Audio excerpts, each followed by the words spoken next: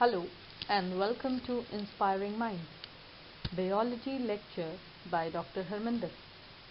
Students, आप काफ़ी दिनों से हमारे YouTube चैनल पे हमें फॉलो कर रहे हैं. आपने हमारे साथ फर्स्ट चैप्टर ऑलरेडी कर लिया है. फर्स्ट चैप्टर के एंड पे हमने कुछ ऑब्जेक्टिव क्वेश्चंस पे डिस्कस किए हैं. आप सब ने उन वीडियोस को भी देखा है, लाइक शेयर किया है. अब हम आज से नया टॉपिक शुरू करने वाले हैं. This is the second chapter of the first unit. ठीक है. सो बेसिकली जैसे हमने लास्ट टाइम किया था, यही हमारा प्रोटोकॉल रहेगा. हम पहले कॉन्सेप्ट करेंगे, फैक्चुअल चीज़ों को रिटेन करने की कोशिश करेंगे, इन कॉन्सेप्ट्स को बार बार प्रैक्टिस करेंगे and then will move on to the questionnaire. ठीक है. सो आज का लेक्चर हम शुरू करेंगे हमारे सेकंड टॉपिक के साथ, हमारे सेकंड चैप्टर के साथ, जो है it is sexual reproduction in flowering plants. अब देखो, नाम ही लिंक है हमारे कॉन्सेप्ट के साथ. हमने टॉपिक क्या पढ़ना है? रिप्रोडक्शन.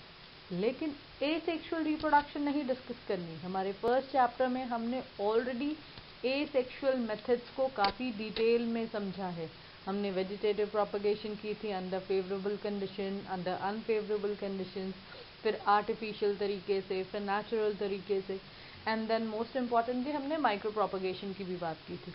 सो अगर मैं फ्लावरिंग प्लांट्स की बात करती हूँ या नॉन फ्लावरिंग प्लांट्स या बेसिक प्लांट्स की बात करती हूँ, तो जितने लोअर ऑर्गेनिजम्स हैं उनमें हमने बहुत हद तक जो एसेक्सुअल मेथड्स है वो देख लिए हैं. बट ये जो चैप्टर है, this is specifically to the flowering plants. So मेरा पहला क्वेश्चन, किस जोन के प्लांट्स को आप फ्लावरिंग प्लांट्स में कंसिडर करते हैं? बैक टू बेसिक्स, हम +1 में चलते हैं. हमने थर्ड चैप्टर पढ़ा था यूनिट 1 में, दैट इज प्लांट किंगडम. अगर मैं प्लांट किंगडम की बात करूं तो प्लांट किंगडम में हमने डिफरेंट डिविजन्स पढ़ी हैं, जैसे thallophyta, bryophyta, pteridophyta, gymnosperm and angiosperm. तो ये जो चीज़ें हमने +1 में पढ़ी हैं, वहाँ पे हमने डिस्कस किया था कि किस तरह से धीरे धीरे प्लांट एवोल्यूट हुए थे, किस तरह से बाय एवरी स्टेप प्लांट्स में कुछ चीज़ें बेटर होती गई, क्या मैकेनिज्म था, क्या प्रोटोकॉल थे, ये सब हमने +1 में सीखे हैं. तभी हमने ये चीज़ देखी थी कि जितने भी वेरिएंट्स हमने प्लांट किंगडम में पढ़े हैं, सिर्फ एक लास्ट वेरिएंट जिसको हम एंजियोस्पर्म्स कहते हैं, उनके ही फ्लावर्स बनते हैं. ठीक है. बाकी जितने भी लोअर प्लांट्स हैं, बी थैलोफाइटा, ब्रायो, थ्रीडोफाइटा और जिम्नोस्पर्म्स, इनमें फ्लावर नहीं होते. तो basically this chapter is about sexual reproduction in angiosperms. हमने एंजियोस्पर्म्स पे डील करना है एंड उनकी भी सेक्सुअल रिप्रोडक्शन पे हाईलाइट करना है. ठीक है. So the topic is very very clear. Will be discussing the angiosperms in detail and most importantly हमने क्या डिस्कस करना है? उसका रिप्रोडक्शन का पैटर्न. ठीक है. सो अगर मैं सेक्सुअल रिप्रोडक्शन की बात करती हूँ, तो सेक्सुअल रिप्रोडक्शन हम किस में डिस्कस कर रहे हैं? फ्लावरिंग प्लांट्स में. अब याद करो हमने क्या बात किया है, जो एंजियोस्पर्म्स हैं या जो जिम्नोस्पर्म्स हैं, उनमें जो मेन बॉडी होती है that is sporophytic body. Sporophytic मतलब डिप्लॉयड सेल्स होते हैं. That means body is having 2n number of chromosomes. तो बेसिकली जब मैं सेक्सुअल रिप्रोडक्शन की बात करती हूँ, तो इन 2n नंबर ऑफ क्रोमोसोम वाली बॉडी से मुझे n नंबर वाले गमीट्स मिलेंगे. ठीक है. ये जो गमीट्स है, ये गमीट्स है, ना कि बॉडीज. ये गमीटोफिटिक बॉडीज नहीं है, बल्कि गमीटिक सेल्स हैं. ये सेल्स फ्यूज होकर जाइगोट बनाते हैं. तो बेसिकली अगर मैं सेक्सुअल रिप्रोडक्शन की बात करती हूँ, तो हमने ये देखना है कि किस तरह स्पोरोफिटिक बॉडी के जो स्पोरोफिटिक सेल्स हैं वो हैप्लॉइड गमीटोफिटिक सेल्स में कन्वर्ट होते हैं.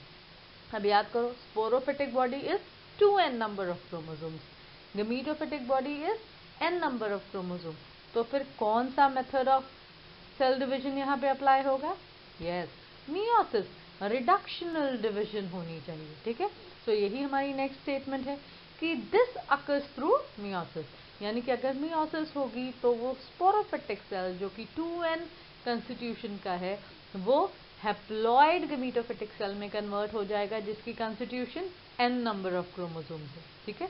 सो रिडक्शनल डिविजन होगी, sporophytic body, gametophytic body, rather sporophytic cells gametophytic cells में कन्वर्ट हो जाएंगे। लेकिन जो बॉडी है that is not gametophytic, n नहीं, कैसी है, 2n। तो ये जो गमीटोफिटिक सेल्स है इनमें अब फ्यूजन होनी चाहिए। दोनों variants, female and male variant, they will come together, gametes आएंगे, अपोजिट सेक्सेस से आएंगे, मेल से या फीमेल से, और ये मिलेंगे, फ्यूज होंगे, इनमें सिनगमी होगी या फर्टिलाइजेशन होगी। और फर्टिलाइजेशन के बाद क्या होगा, ये n एंड n मिलके क्या बना लेगा, 2n, यानी कि ये 2n क्या होगा हमारा, जाइगोट। अब ये जो जाइगोट है ये क्रोमोसोमल नंबर को तो इसने मैच कर लिया, बट अब हमने इस सिंगल सेल स्टेज से पूरा प्लांट बनाना है। तो यहाँ पे अब माइटोटिक डिवीजन होगी, धीरे धीरे डेवलपमेंट होगी एम्ब्रियो की, और ये एम्ब्रियो इवेंचुअली एक डिप्लॉयड प्लांट बॉडी में कन्वर्ट हो जाएगा। ठीक है, तो अगर मैं सेक्सुअल रिप्रोडक्शन की बात करती हूँ तो यहाँ पे हमने बात करनी है कि किस तरह से प्लांट बॉडी के स्पोरोफिटिक सेल्स मियोसिस के थ्रू गमीटोफिटिक सेल्स में कन्वर्ट होते हैं। ये गमीटोफिटिक सेल्स दो अपोजिट सेक्सेस के होते हैं, one from the male and one from the female. ये दोनों गमीट्स आपस में फ्यूज होके क्या बनाएंगे, जाइगोट। जाइगोट की कॉम्पोजिशन क्या होगी क्रोमोसोम्स की, अगेन 2n। ठीक है, और ये जाइगोट आगे एम्ब्रियो में डेवलप होगा, एक नई प्लांट बॉडी को गिव राइज करेगा, राइट। अगर मैं फ्लावरिंग प्लांट की बात करती हूँ तो ये सारे स्टेप्स स्पेशल रिप्रोडक्टिव ऑर्गन में होंगे, and hint is flower, flowering plant. यानी कि फ्लावरिंग प्लांट पे हम किस चीज पे इतना स्ट्रेस दे रहे हैं, फ्लावर पे। तो अगर मैं फ्लावर की बात करूं तो फ्लावर एक स्पेशलाइज्ड रिप्रोडक्टिव ऑर्गन है एंजियोस्पर्म्स में। ठीक है, सो बेसिकली सेक्सुअल रिप्रोडक्शन अगर हमने स्टडी करनी है फ्लावरिंग प्लांट में, तो पहले मुझे एक फ्लावर के डायग्राम को समझना है कि फ्लावर क्या है, उस फ्लावर में क्या क्या पार्ट्स होते हैं, इन पार्ट्स का क्या रोल है। ठीक है, सो ये जितनी भी सेक्सुअल रिप्रोडक्शन का मैकेनिज्म होने वाला है ये स्पेशल रिप्रोडक्टिव ऑर्गन में होने वाला है, and that reproductive organ is flower. ठीक है, सो बेसिकली अगर मैं इस चैप्टर की बात करूं जो हमारे यूनिट फर्स्ट का सेकेंड चैप्टर है, हमने सेक्सुअल रिप्रोडक्शन के इवेंट्स पढ़ने हैं। अब इन इवेंट्स में हमने क्या क्या चीज़ें पढ़नी है, हम फ्लावरिंग प्लांट्स में पढ़ने वाले हैं कि किस तरह से आगे डेवलपमेंट होगी। पहले मेल गमीट बनेगा, सो मेल गमीट का बनना है माइक्रोस्पोरोजेनेसिस। देखो मैंने आपको पहले ही बताया है, जेनेसिस का मतलब क्या होता है, फॉर्मेशन। माइक्रो टर्म हम हमेशा यूज करते हैं मेल गमीट्स के लिए क्योंकि यूजुअली उनका साइज छोटा होता है। ठीक है, स्पोरो इज फॉर स्पोर। ठीक है, सो माइक्रोस्पोरोजेनेसिस इज मेल गमीट की फॉर्मेशन। देन मेगास्पोरोजेनेसिस, मेगा अगर माइक्रो मेल के लिए है, मेगा किसकी तरफ इंडिकेट करेगा, फीमेल के लिए। Rest, right, you are absolutely correct, it is megasporogenesis, megaspore की हम बात कर रहे हैं। ठीक है, साथ में ही क्या होगी, क्या सिर्फ इनके बनने भर से काम हो जाएगा, नहीं। हमने फर्स्ट चैप्टर में पढ़ा था गमीट्स बनते हैं और उन गमीट्स का ट्रांसफर होना चाहिए। जब तक ये गमीट्स ट्रांसफर नहीं होंगे तब तक इनकी फ्यूजन कैसे होगी। So next step in flowering plant is pollination. अब ये पॉलिनेशन यहाँ पे हमने डिटेल में पढ़नी है कि पॉलिनेशन कैसे होती है, किस तरह से एबायोटिक फैक्टर्स हेल्प करते हैं, कैसे बायोटिक फैक्टर्स अपना रोल प्ले करते हैं। ठीक है, तो हमने पॉलिनेशन डिस्कस करनी है। पॉलिनेशन होने के बाद ये मेल एंड फीमेल गमीट एक दूसरे के पास पहुंच जाएंगे। अब इन्होंने फ्यूज होना है, इनमें सिनगमी होगी, फर्टिलाइजेशन होनी चाहिए।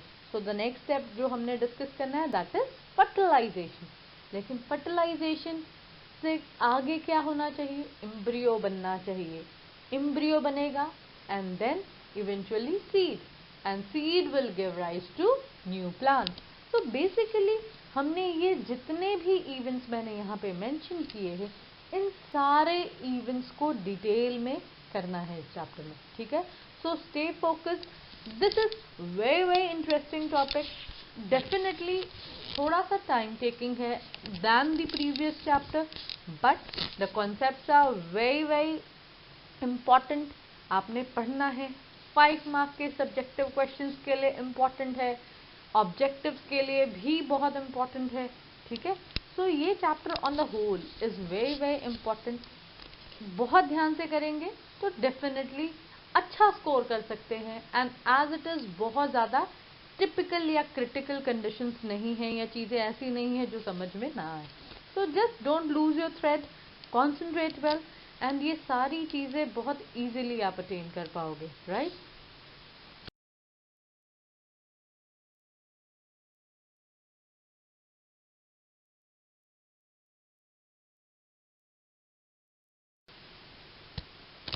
ओके स्टूडेंट, अब अगर हम डिस्कस करें तो हमने पहले ही फर्स्ट चैप्टर में ये चीज़ क्लियरली समझ ली थी कि जब भी हम सेक्सुअल रिप्रोडक्शन की बात करेंगे तो हमने उसमें 3 इवेंट्स पढ़ने हैं, एक प्री फर्टिलाइजेशन इवेंट, एक फर्टिलाइजेशन इवेंट एंड एक पोस्ट फर्टिलाइजेशन इवेंट, ठीक है। तो इस चैप्टर में भी हमने इस फैक्ट को ध्यान में रखना है। हमने जो भी चीज़ें पढ़नी है वो इन्हीं 3 कैटेगरीज में डिवाइडेड होंगी। पहले हम पढ़ेंगे प्री फर्टिलाइजेशन इवेंट, यानी कि फर्टिलाइजेशन से पहले क्या होता है, देन फर्टिलाइजेशन इवेंट, फर्टिलाइजेशन के दौरान क्या होगा, and then post fertilization event, यानी कि जब फर्टिलाइजेशन होगी तब क्या चेंजेस आएंगे, राइट। लेकिन क्योंकि हम फ्लावरिंग प्लांट पढ़ने वाले हैं तो सबसे पहले हमने डिस्कस करना है वो reproductive unit, that is the flower, ठीक है। So the events which occur before fertilization will be called pre fertilization event, ठीक है। अब ये प्री फर्टिलाइजेशन इवेंट्स हमारे लिए क्यों इम्पोर्टेंट है, या ये इवेंट्स होते क्यों हैं। बेसिकली अगर मैं रिप्रोडक्शन की बात करती हूँ तो हमने प्री फर्टिलाइजेशन इवेंट्स में क्या बात किया था, गेमीट्स बनेंगे, गेमीट्स का ट्रांसफर होगा।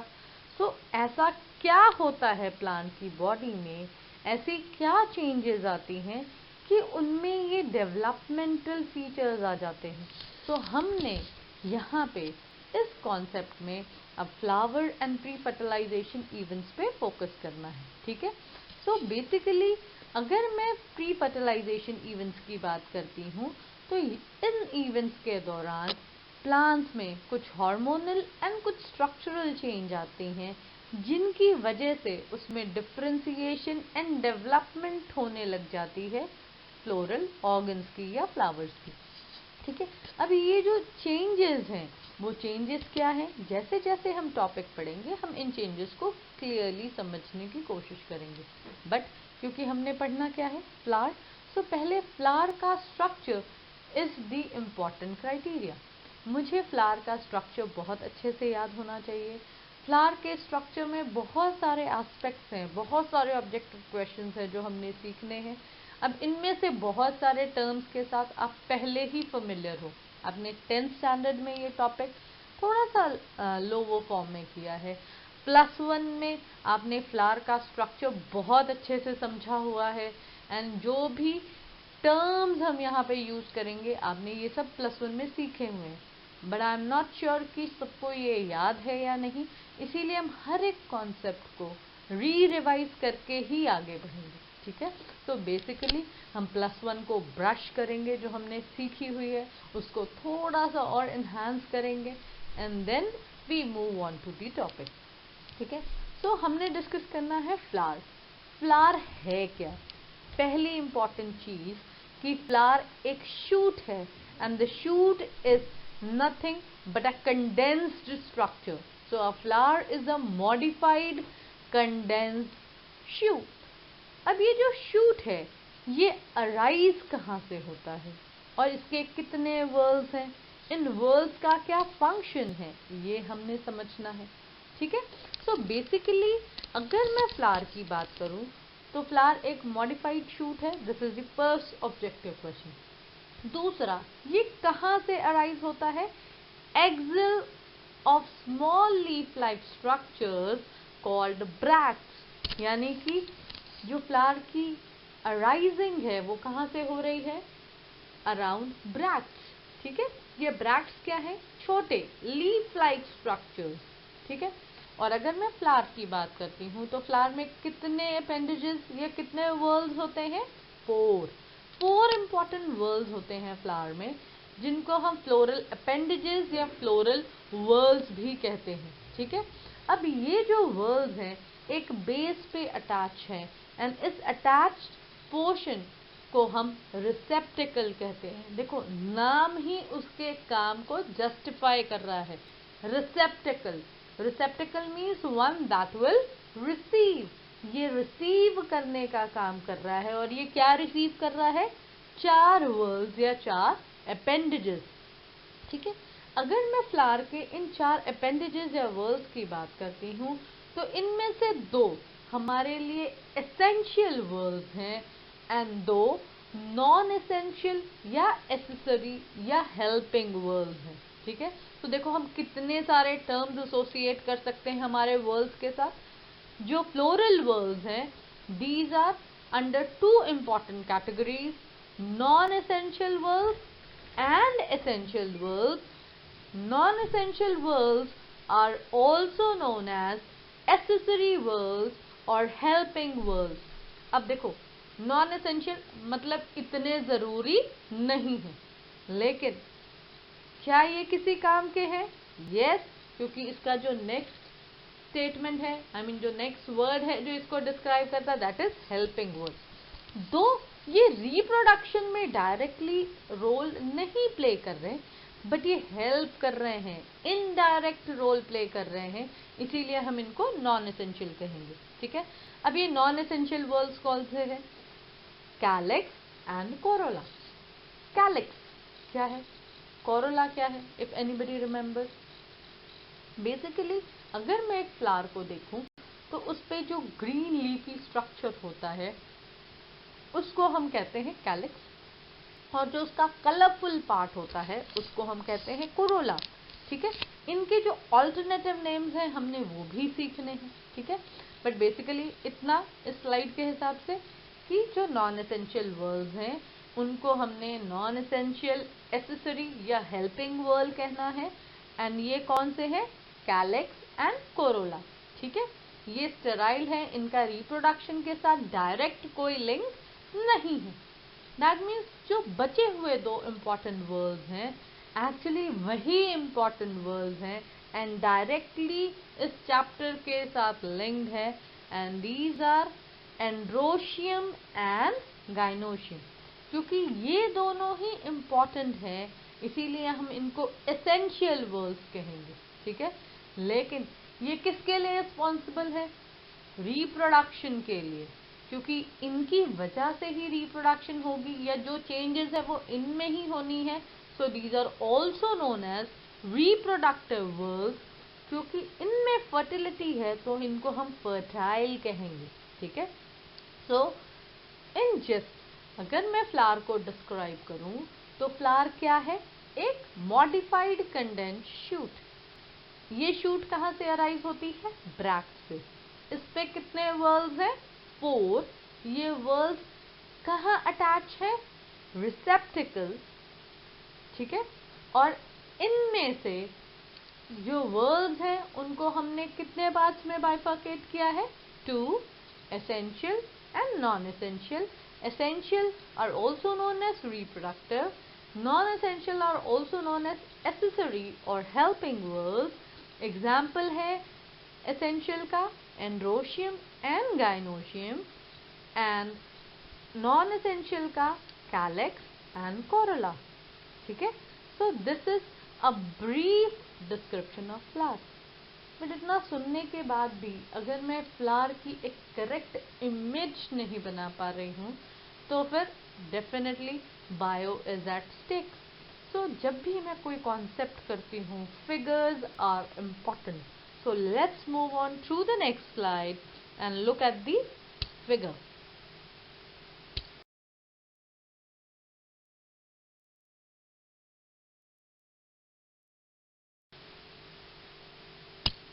Now look here. अगर मैं इस फिगर को ध्यान से देखूं, इस फिगर में मुझे क्या दिख रहा है, एक ग्रीन सा स्ट्रक्चर। इस ग्रीन से स्ट्रक्चर को हमने लिखा है रिसेप्टिकल। अभी हमने पिछले स्लाइड में क्या डिस्कस किया था, रिसेप्टिकल का काम है रिसीव करना। वो किसको रिसीव कर रहा है, फ्लोरल वर्ल्स को। कौन कौन से फ्लोरल वर्ल्स, ये green structure, leaf like structures, जिनको हम क्या कहते हैं, सेपल्स। ये कलर्ड, जो यहाँ पे फिलहाल व्हाइट कलर पे है, दैट इज पेटल्स। ये सेंट्रली प्लेस्ड पिस्टल या कार्पल, एंड साथ में ही जो स्ट्रक्चर्स हैं दैट इज स्टेमन। ठीक है, so this is a complete flower. अब यहाँ पे ऑब्जेक्टिव क्वेश्चन फिर से एनहांस हो जाएंगे हमारे। अगर मैं फ्लावर की बात करती हूँ तो मैं फ्लावर को कंप्लीट कह सकती हूँ या इनकम्प्लीट कह सकती हूँ। कंप्लीट फ्लावर कौन सा फ्लावर है, जिनमें ये चारों वर्ड्स हैं।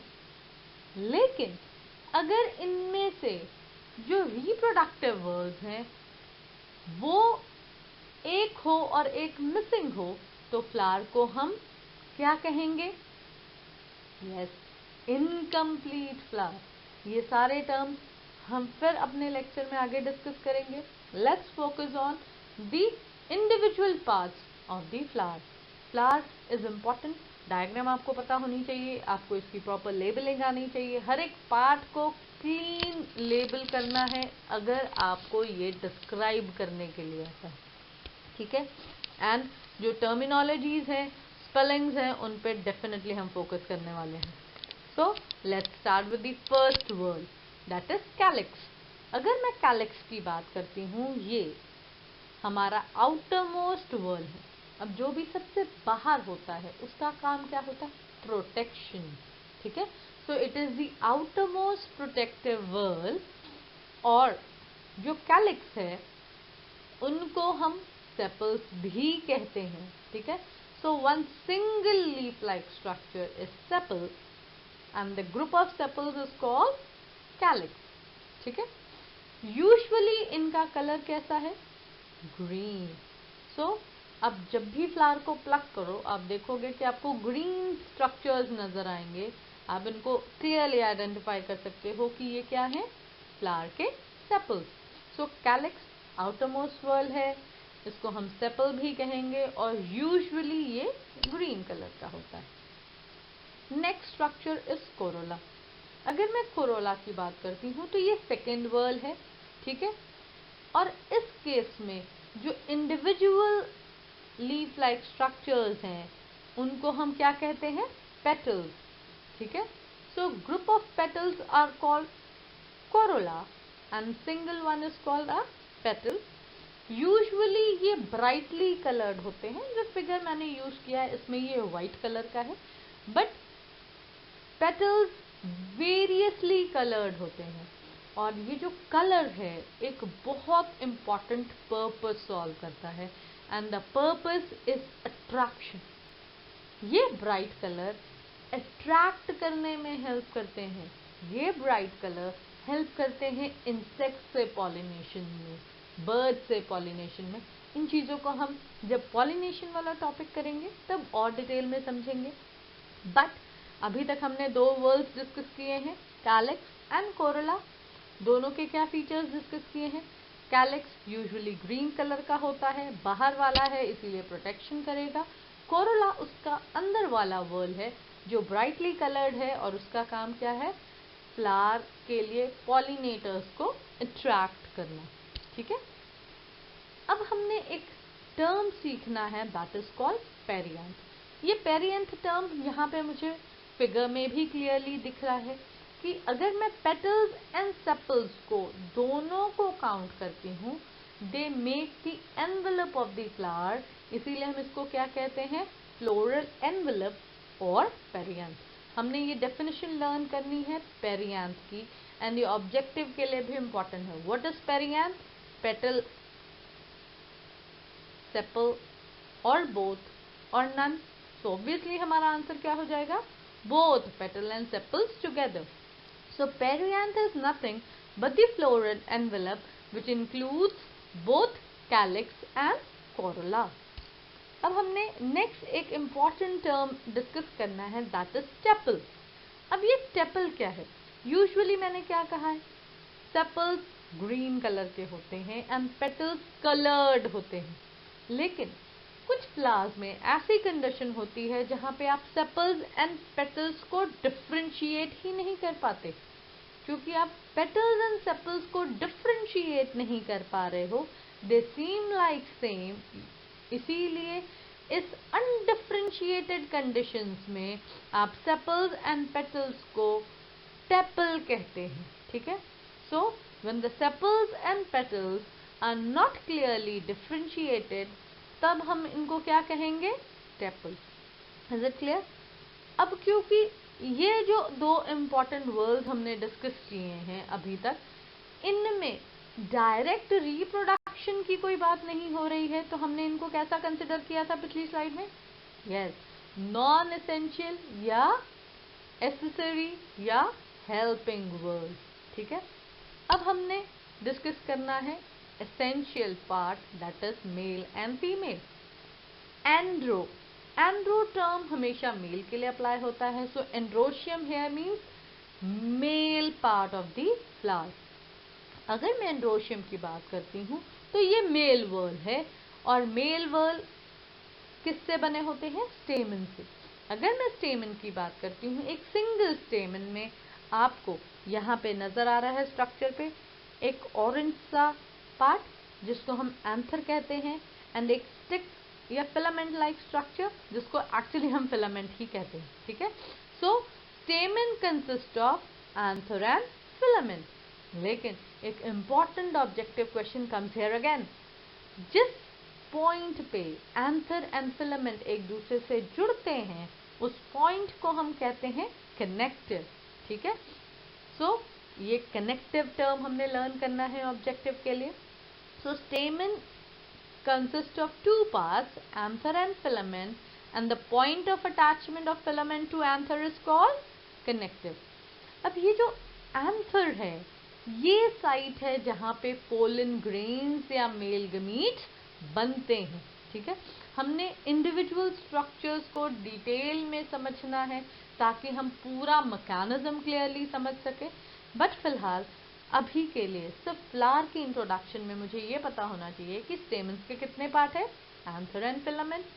एंथर एंड फिलामेंट को ज्वाइन करने वाले पॉइंट को हम क्या कहेंगे? कनेक्टिव. एंड पोलन ग्रेन्स किसके अंदर बनते हैं? एंथर के अंदर. ठीक है. सो हम एंड्रोशियम को स्टेमन भी कहते हैं. ठीक है. सो एंड्रोशियम और stamens is the male whorl. Next हम डिस्कस करेंगे हमारा female whorl, that is gynoecium. Gyne term is for female. तो gynoecium is the female reproductive whorl. अब यहाँ फिगर पे ही देखो, आपको एक एक्सपैंडेड पोर्शन ऊपर नजर आ रहा है, दैट इज स्टिग्मा. एक सिलिंड्रिकल सा लॉन्गिट्यूडनल सा पोर्शन नजर आ रहा है, that is called the style. And नीचे एक बल्ज्ड पोर्शन नजर आ रहा है, that is called the ovary. So अगर मैं गायनोशियम की बात करूं तो गायनोशियम के कितने पार्ट्स हैं?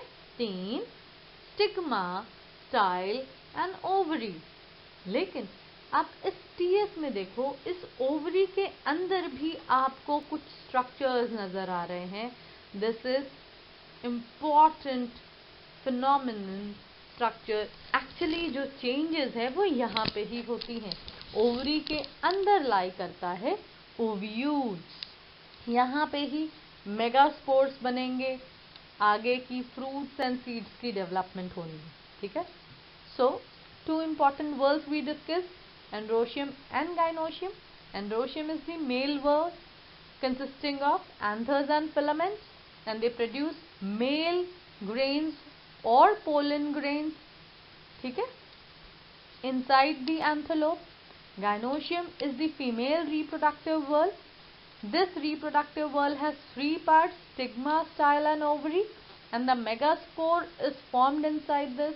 Fruits and seeds की development यहाँ होती है. And most importantly, gynoecium is also known as pistil और carpel. ठीक है. सो इतना सब हमने डिस्कस किया है। फ्लावर की अब इमेज आपके माइंड में होगी। Kindly associate the terms with the image. जितना आप अब इमेज पे फोकस करेंगे ये चैप्टर आप उतना अच्छा रिकॉल कर सकते। मैं बार बार कह रही हूँ, इस चैप्टर में figures are very important. 5 mark के क्वेश्चंस के पॉइंट ऑफ व्यू से this chapter is really important for subjective. And most importantly इस चैप्टर में चीज़ों को समझने के लिए आपको पिक्चर का क्लियर व्यू पता होना चाहिए। If you can recall the picture clearly, you can write the theory well, and nobody can stop you from getting good marks. ठीक है? So keep your images very clear, very focused on the concept. Keep watching.